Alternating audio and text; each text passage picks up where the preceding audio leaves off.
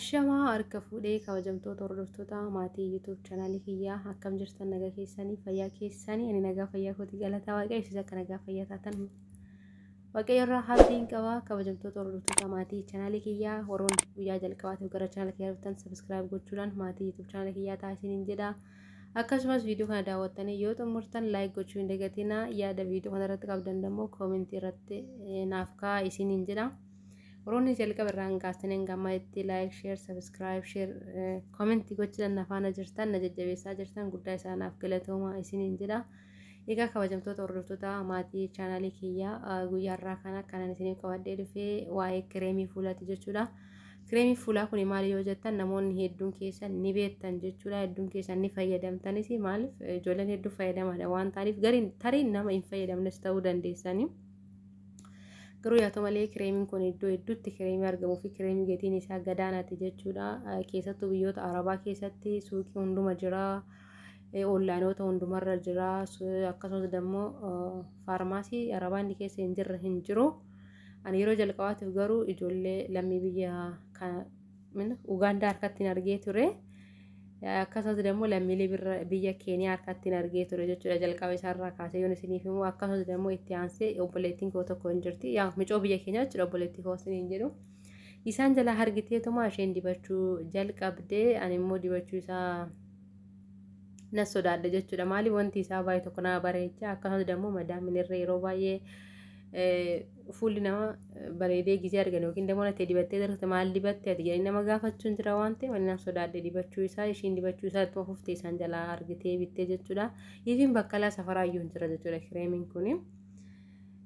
Garuu ishiin waggaa tokko dibattee waggaa tokko booda akka ishiin dhiiste kan ani beeku maaliif sababni isaa kireemiin kun galgala dibatamee kan bulamu ganama ofirraa dhiqama. Yookiin immoo ani gadi hin bahu jettan ofitti yoo amantan guyyaas dibachuu hin dandeechu garuu seerri isaa dibatamee haduutti gadi hin ba'amu. Isiniin jedha akkuma suura irratti argitan kana kireemiin isaa akka jedhamutti kaarotii irraa wanta hojjetamudha. Garuu kaarotii qofa osoo hin taane akka ani amma hubadhetti keemikaala cimaa isaa akka inni of keessaa qabudha jechuudha. Sababni isaa yeroo sana micayyoon lammii Itoophiyaa taate takka hin dibatti ture jechuudha. Indi batti ture ishiin biyya kanas baay'ee turtee jirti oduma dibattu amma naannoo waggaa 5 ta'ee jira ergan dibachuu qabee jetti takka immoo 7 sin jetti garuu hin beeku ani 7 yookiin 5 jetti garuu gizee dheeraa maaliif gizeen biyya kana dhufu shumaa dibatu waan hin argeef gizee waggaa 3 wal akka ishiin dibatte nan beekaanuyyuu akka ishiin dibattu walqixanyaa ta'een hin beeka obboleettii namichaan bira ta'u bira waan hojjettuuf gizee dhuftu baattattee deemtu jechuudha. Kireemii fuulaa qabaa, saamunaa qabaa, looshinii qabaa. Wanna akka zayitii witi isin qaba zayitii san immoo mataa dibatu ta'e fuula dibatu ta'e hin beeku an dhugaa rabbi jechuudha zayitii isin qaba inni kun walumatti jira jechuudha akka waan eenyu akka waan maal jedhama kaartoonii wayii booksiin jira miti wanta guutuu wayii ta'e jechuudha fakkeenya looshinii kireemii waan akkasii guutuu wanna ta'e wayiiti kireemiin kun feesbuukii irra akka ajaa'ibaatti jira warroonni Itoophiyaa feesbuukii irraan gara onlaayinii ittiin gurguran irra ni jiran jechuudha qibaatii kana warra keenya biratti immoo baay'ee tokko hin dabala lammii biyya keenya biratti maaliif dhiyoo kana ergame coo takka irraan inni miidhaa ga'ee booda gaafadhee ilaalee warra naannoo 100 meeqaan jedhanii sadan isaan irratti bira dubaatetti jechuudha garuu onlaayinii irratti fi suuqota Arabaa keessatti suuqiitti baay'ee tokko gatiin isaa qibaatii gatii rakkasaati yookiin immoo kireemii gatii rakkasaati qibaatiin gina wadaa kan fuula dibata. Innaa micoon tokko hin dibatti ture yeroo dheeraa jechuudha. Seerumaan dibatti galgala hin dibatti ganama inni qatti akkuma suuraa irratti argitan kana saamunaa mataa isaa danda'e qaba, kireemii qaba, looshinii qaba. Wanna akka qibaatootis hin qaba. Qibaatii jechuun qibaatii akka zayitii jechuudha. Zayitii akka zayitiitii garuu akka isaa akka zayitii sana fuula dibatu ta'e mataa dibatu ta'e hin beeku ani yoo fuula keessan bichaa dibatu ta'e kireemii kana fuulli keessan qofatu bareeda mormi keessan immoo akkuma jirutti ta'a jechuudha. Yoo immoo fuula keessan mataa keessan walitti qabdanii dibattu ta'e harka keessanis hin dibattu yoo ta'e bakka looshinii asii fayyadamtoota qaamni keessan guutuun wal fakkaatee akkuma suuraa asirraa kanatti bareeddu jechuudha. Akkuma kaartoonii irraa akkuma kaarotii irraa hojjetamu kaarotii nama fakkeessa jechuudha gara wanna bicaa wajjittis nama fudhannatti fakkaataani bichaa zooree bakka madaamidhuma nama fakkeessa baay'ee tokko nama bareecha ani immoo nan sodaadhe biyya kanatti gatiin isaatti rakkasaa deebii gahaan biyya galii gatii isaa guddaa ta'uu danda'a yookiin immoo argamuu dhiisuu danda'a kan jedhu irraan malee ani irra dibachuudhaaf bitachuudhaaf baay'ee tokko nawee inni biraammoo maaliif galgala bichaa dibadhaa jedha guyyaaf sadoo dibatanii gaarii ture na bakka bichaa annan sodaadhe waan isaa jechuudha garuu yeroo jalqaba dibachuu jalqabdu mucoon tokko mee dibaddu ta'utti dibee waan inni godhu laalaan jedheeni kinis laaluu barbaadde ture akkuma kiyyaa dibattee itti gaafa gadi baatu sakandii namaan kenni jechuudha aduun biyya kanaaf lafti faan sirriitti olo'aa waan ta'eef nama labalaba jettee akka ibdatu jettee ibiddatti aduutti gadi baatee jira maaliif nama labalaba jette namoonni dibattanii immoo koomentiin of godhan namni dibattanii beektan isin jira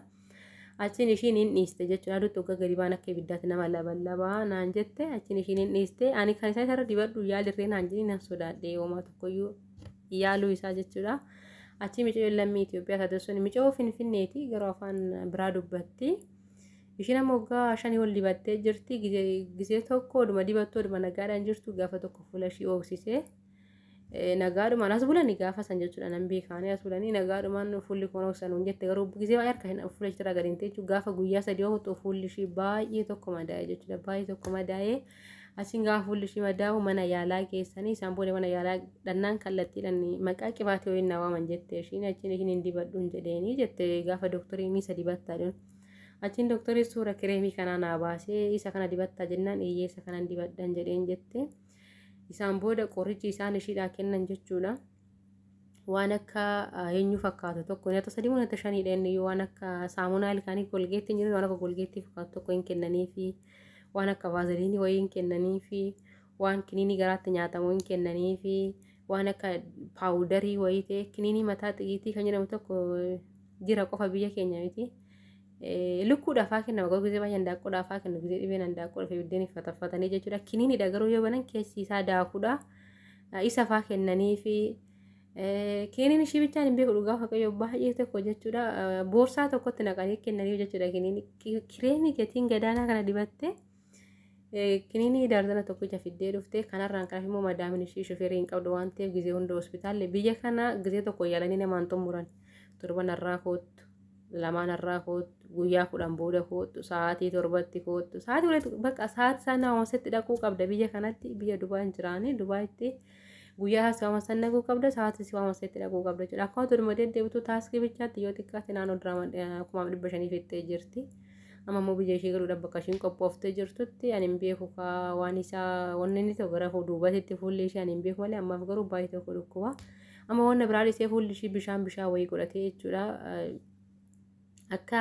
finniisaa ta'e akka finniisaa san qofa osoo hin taane akka bishaan wayii ta'e irra gadi yaa akka bishaan sun immoo hoggaan dhufeen irra gadi yaa fuula koon na gubaa na labalaba jette waa'ee tokko bakka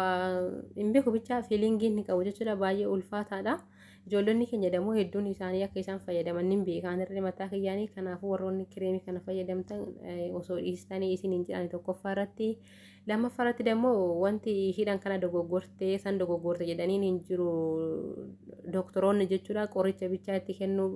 qofa kan ishiidhaaf isaan kennan qoricha gaafa beellamaa hin naqxi bu'aa isaarra miidhaan isaa baay'ee tokko itti caale kanaaf namoonni kireemii kana dibattanii kireemii fuulaa kana dibattanis ta'e looshinii kana dibattanis saamunaa kana fayyadamtanis osoo ofirraa dhiistanii gaariidhaan isiniin jedha wanta nama miidhee ofii kiyyaa kan arge tokkorraa isiniif qoodudha wanta ni jaaladhe kanaaf keessattuu ijoollee viidiyoo hojjettan baay'ee nama fayyada odoo dibatanii gizee duraa namatti fakkaata garuu gahamuu namni miidhamee argan baay'ee tokko ulfaataadha. Baay'ee tokko nama bareecha dhugaa waaqayyo baay'ee tokko nama hawwisiisa garuu fuulli micoota yoo nallaalama dhugaa waaqayyo isa kana miti vaaziliinii dibachuun nama sodaachisa vaaziliinii fuulli fi dibachuun nama sodaachisa fuulli ishee bakka wanna eenyu wayii fakkaatti fi akka findishaa wayii fikitkitti jedhee isaan booda immoo kan fikitkitti jedhe caalaa immoo kan gurraacha'uu isaa kan gurraacha'uu isaa caalaa immoo kan bishaan bu'uu isaa bakka dhugaa baay'ee ulfaata jechuudha. Dura nyaata sin hojjettee qulqullina sin hojjette sira magaruu nyaata hojjechuu hin dandeessu gaazexeessii itti fuulli ishee hoggaa itti ina labalaba jettee uu jetteetuma itti dhugaa waaqayyo galuudhaaf ji'oota muraasa tafaa garuu yoo akkasitti natti fure dhangala'oo natti furuu baatee itti dabaladheen hojjedha kan jedhudha kan madaamii wajjin irra walii galaa jiranii madaamni ishee immoo sarraatanyaa lama danda'een qaxaruu nyaatas hojjettee qulqullina sin hojjettu waan taateef ati fuula keetiifuu biyya kee gali jettee mucayyoon dammoo akkamitti fuula akkanaatiin biyya kiyya galaa garan biraatti irreen galee hojjedha yaada jedhu qabdi garuu garri biraa dammoo fuula akkanaatti si fudhatamu si fudhatanii